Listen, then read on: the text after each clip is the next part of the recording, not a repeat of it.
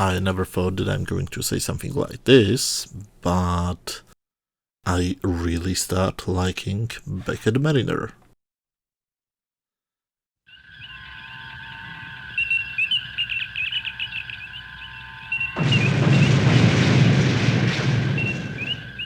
Hello everybody and welcome to the next video from my series Quick Thought Zone, in which I always talk about different stories from the rich Star Trek universe. A few weeks ago, a few months ago, the next episode of the second season of Star Trek Lower Decks premiered. It was called Mugato, Gumato, and these are my thoughts about it. The crew of the Cerritos is on a new mission to check the reports of a few Mugatos appearing on a planet on which they should absolutely not be. In the case you don't remember what a Mugato is, it's an animal from the classic Star Trek episode A Private Little War. It looks like a polar bear crossed with a gorilla with a giant horn on the head.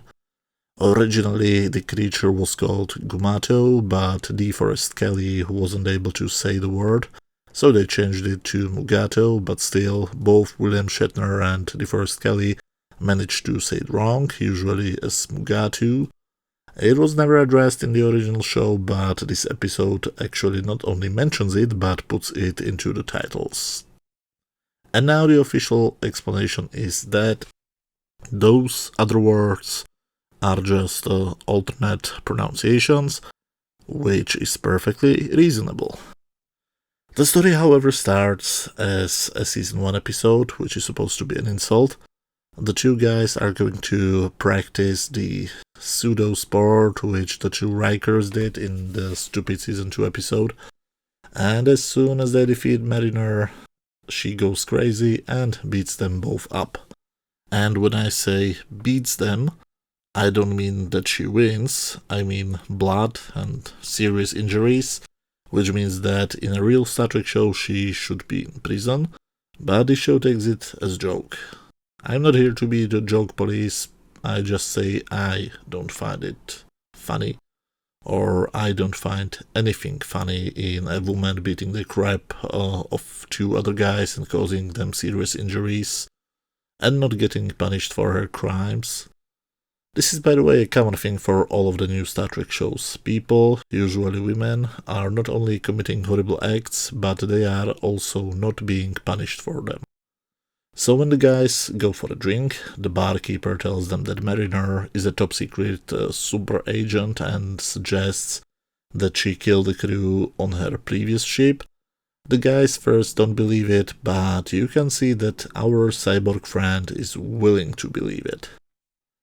When they beam to the planet, they soon find out where the Mugatos come from. There is a group of Ferengi traders killing them and trading their body parts for gold-pressed platinum. Of course, a fight breaks loose, some Mugatos flee, one of them bites Shax, and Rutherford and Boimler see Mariner cutting his throat and drinking his blood. Wonderful imagery, especially for a comedy.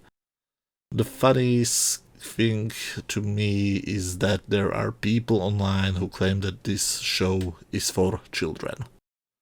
But anyway, Rutherford and Boimler now believe that Mariner is a super spy, secret agent, bounty hunter, black ops killer, so they run away. They meet a pointless character, Patingi, who dies within a minute or so, are witnessing Mugato sex, and finally they are caught by Mariner. But what a surprise, she's just a normal woman, and she started the rumors herself because she wanted something to keep jerks away from her. So, yeah, season 2 is actually making me like Mariner. During the first season, I never thought something like that could be possible. Great job. So, from now on, it's all on the two nerdy guys to save everybody, and to everybody's surprise, they succeed. They know the Ferengi are businessmen, so they prepare some charts and persuade them to change their camp into a Mugato preservation and make money on merchandise. This part of the story was smart, funny, it hit hard, and the most important thing, it felt like a solution to a Star Trek episode. Please let there be more episodes like this. But as always, we also have a B story. The Cerritos catches the smuggler who was buying the Mugato horns or tusks or whatever these things are called. They catch his ship with the tractor beam and it falls apart. Oops.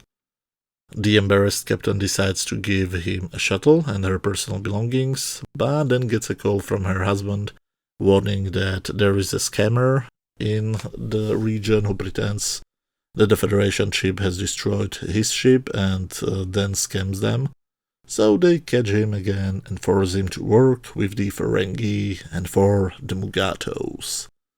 So I guess the story has a happy ending after all. And of course, Mariner starts a brand new rumor, this time about what she calls the Mugato twins, Rutherford and Boimler. Did I say already that I'm actually starting to really like her character? This was a very interesting episode. Overall, from the episodes I've seen so far, I can clearly say the writing for season 2 was drastically improved. With the exception of the first episode, all of them feel like real Star Trek episodes, and not like some very poorly written Star Trek parodies. These episodes feel like slightly more mature versions of the episodes from the old original animated series from the 70s, and that's definitely a good thing. Overall, I'm looking forward to see the rest of the season. On my standard scale from 0 to 10, where 0 is absolute garbage, 10 is a masterpiece, and 5 is just average, I would give this episode 7 out of 10. Far from perfect, but definitely above average. But as always, these were just my opinions. Let me know what did you think about this episode. Did you like it, dislike it, or do you agree with my above average rating? Let me know down in the comment section and I'll be back very soon with another video. Thanks a lot for watching and see you very soon. Bye.